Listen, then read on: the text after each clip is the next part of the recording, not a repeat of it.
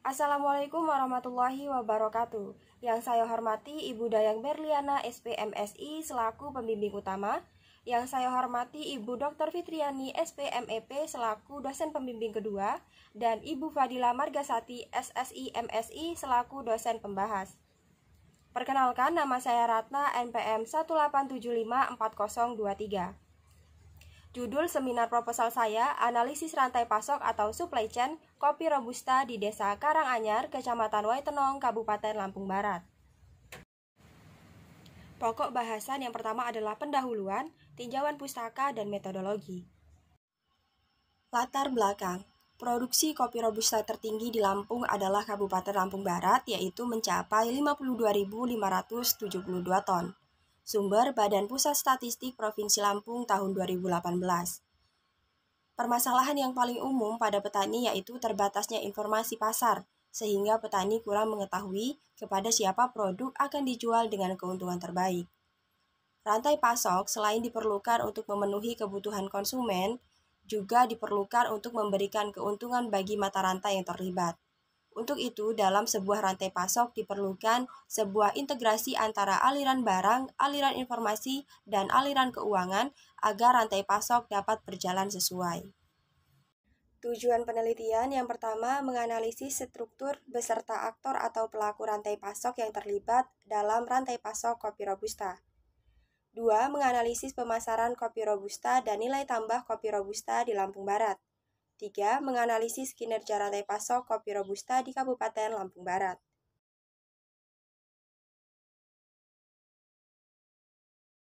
Kontribusi.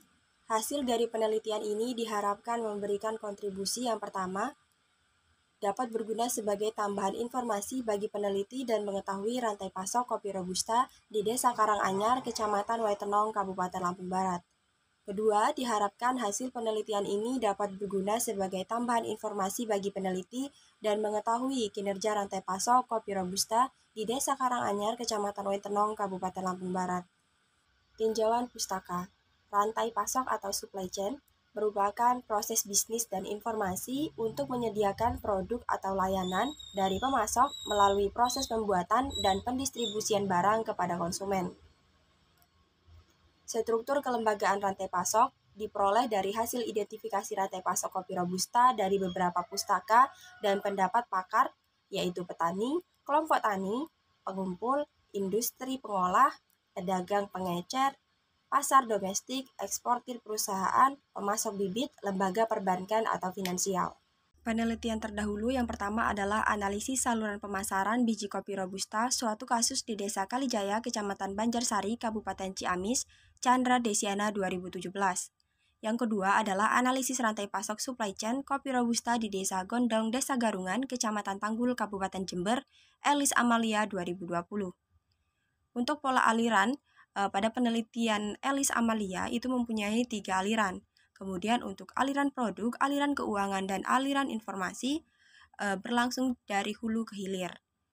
Metodologi, tempat dan waktu penelitian. Lokasi penelitian ini adalah di Desa Karanganyar, Kecamatan Waitenong, Kabupaten Lampung Barat. Penelitian ini dilaksanakan pada bulan Oktober sampai Desember tahun 2021.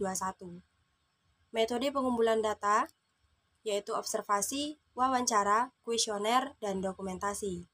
Metode pengumpulan data yaitu data primer dan data sekunder. Populasi dan sampel. Populasinya 77 anggota kelompok tani dari 2 gabungan kelompok tani.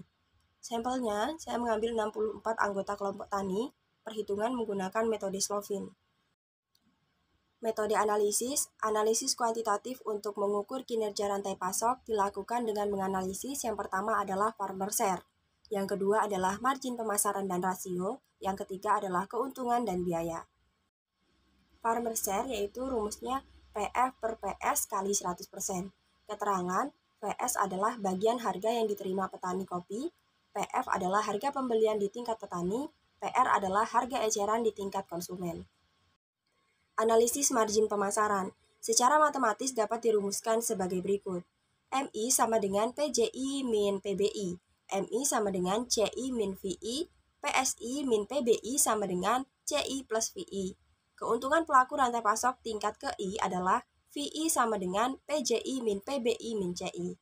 Keterangan, MI adalah margin pemasaran di tingkat pelaku ke I, PJI adalah harga penjualan untuk pelaku rantai pasok ke I, PBI adalah harga pembelian untuk pelaku rantai pasok ke I, CI adalah biaya pelaku rantai pasok tingkat ke I, VI adalah keuntungan pelaku rantai pasok tingkat ke I, MT adalah margin total.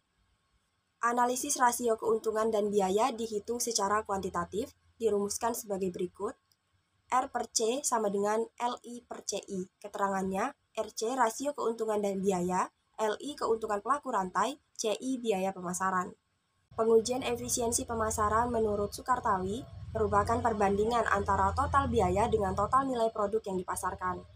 Rantai pasok yang memiliki tingkat efisiensi yang lebih tinggi adalah rantai pasok yang memiliki nilai EP lebih kecil, dengan rumus sebagai berikut. EP sama dengan TB per TNP dikali 100%. EP adalah efisiensi pemasaran, TB adalah total biaya, TNP adalah total nilai produk. Sekian presentasi dari saya, kurang dan lebihnya saya mohon maaf.